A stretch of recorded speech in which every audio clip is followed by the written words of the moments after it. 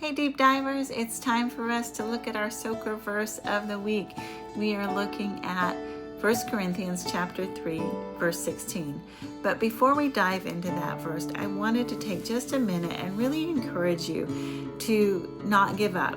Stay in His Word, stay in prayer, stay in fellowship with Him. And just because you didn't have as much time today or this particular week to study and to really dive deep, it's okay. Allow yourself to have grace and know that we all understand there are different seasons and we may not have as much time as we would like. For me, this week has been really, really busy, and I haven't had the time that I would normally spend really studying and diving deep. And that's okay, because I'm going to give myself grace. I'm still in His Word every day. I'm still praying every day. I'm still fellowshipping with Him every day. The other side of that is don't give yourself excuses either. So make sure you make it a priority to have time with God and to spend time in His presence.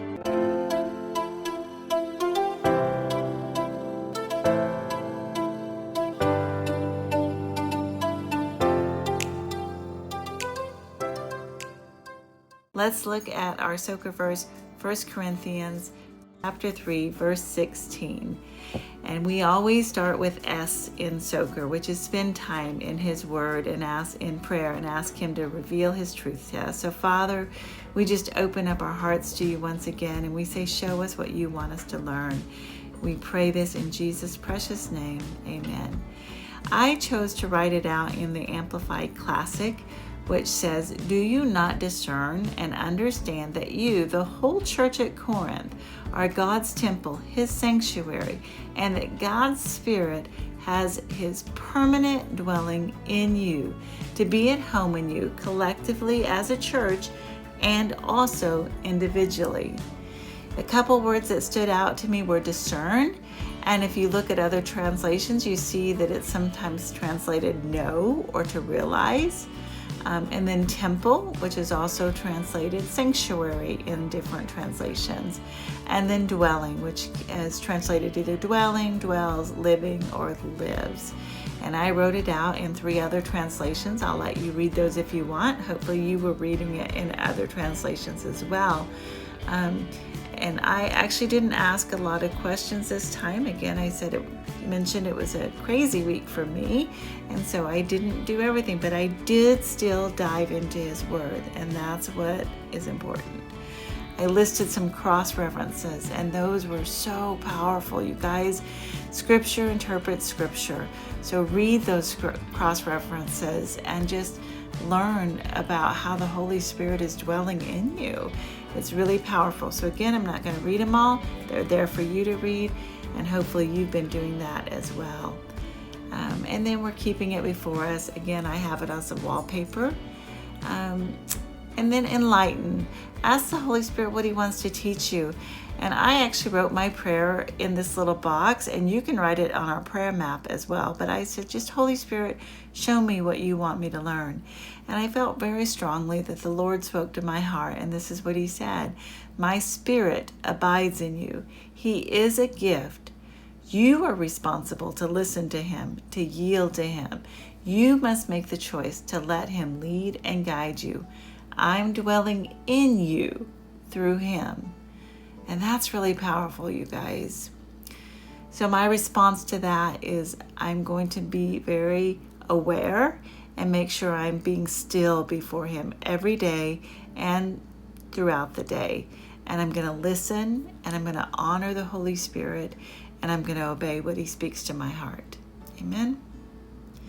All right, my key takeaways were God has given me a precious gift in the Holy Spirit. He is literally dwelling in me.